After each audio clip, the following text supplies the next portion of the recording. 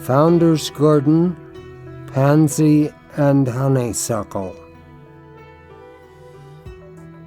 As you and I, Will Shakespeare, stand at the north end of the Colorado Shakespeare Festival Gardens, looking through the arch at the University Theater building, the Founders Garden is on your left hand. Embedded there is the Shakespeare Garden rock, engraved with the garden's birth year.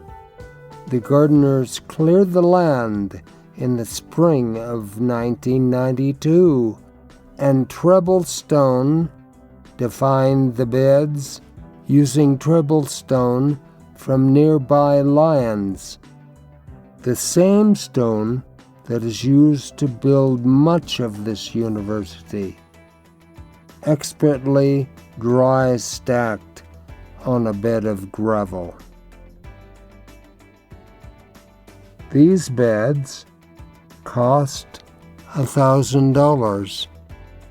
Several kinds of thyme grow about the Shakespeare Garden rock.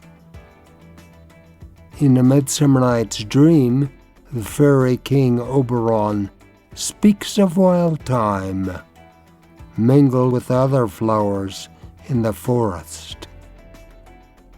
I know a bank where the wild thyme blows, where oxlips and the nodding violet grows, quite or canopied with luscious woodbine, with sweet musk roses and with eglantine. There sleeps Titania some time of the night, lulled in these flowers with dances and delight. Thyme boasts pink and purple flowers and exhales a strong scent. Sir Francis Bacon, a statesman and philosopher of my time, wrote of gardens.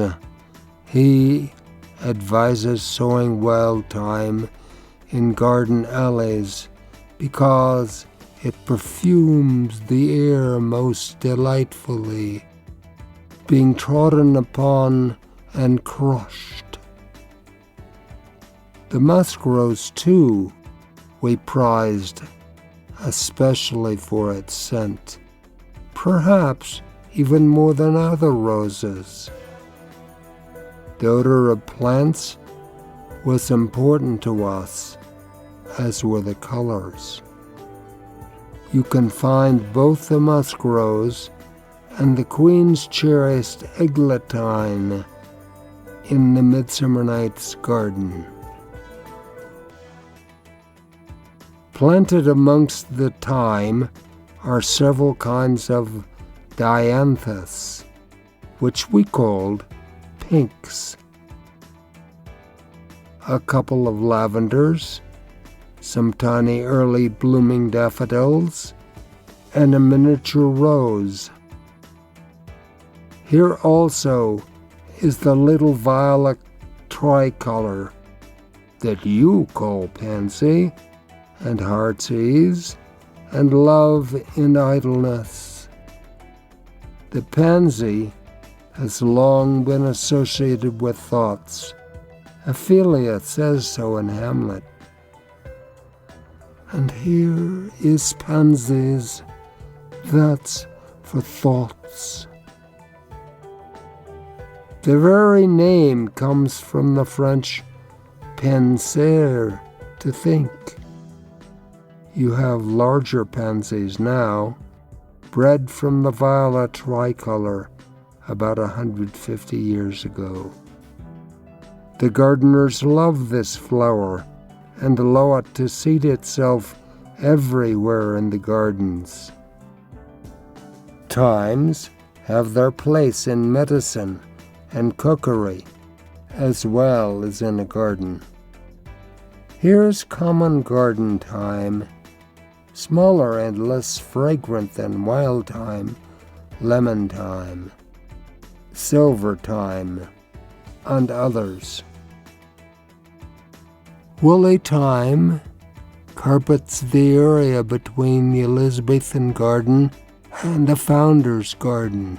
Now, you also like the Fairy King Oberon? Know a bank where the wild thyme blows. The vine upon the wall, slightly behind the Shakespeare Garden rock, is a honeysuckle, named for Graham Thomas, a gardener who labored less than 100 years ago. In A Midsummer Night's Dream, Titania bids the ass-headed bottom, "Sleep thou, and I will wind thee in my arms. So doth the woodbine and the sweet honeysuckle gently entwist." The plants of my time often bloom but briefly each year. This is one of the diverse cases where the gardeners here have taken a more modern form of the plant for the sake of larger flowers and longer blooming seasons. They purchased this honeysuckle through Wayside Gardens and planted it in September 1995. In the Much Ado About Nothing garden, there is an older, highly fragrant kind of honeysuckle, whose odor is much more like the perfume mine own memory recalls. The scent of honeysuckle is justly famous, but sweet-smelling plants do not usually send forth their best odors in the heat of the full sun. Do you come back when daylight is fading?